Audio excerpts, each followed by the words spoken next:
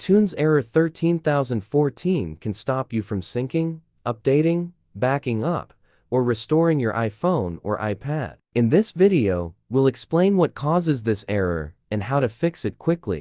Part 1. Causes of 13014 iTunes error: corrupted or missing iTunes files, damaged Windows registry, incomplete iTunes installation, virus or malware attacks, iTunes Genius feature issues, third-party security software interference.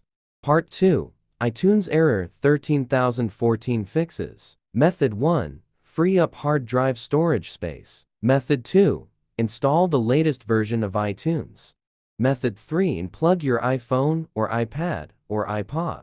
Method 4. Reboot your iPhone and computer. Method 5. Disable the Genius folder. Method 6. Temporarily disable the antivirus program. Method 7. Use iOS system recovery to fix iTunes or iPhone error 13014. If all the above methods are in vain for you, then we recommend you to use the ultimate tool to get rid of iTunes error 13014 once and for all: iOS system recovery.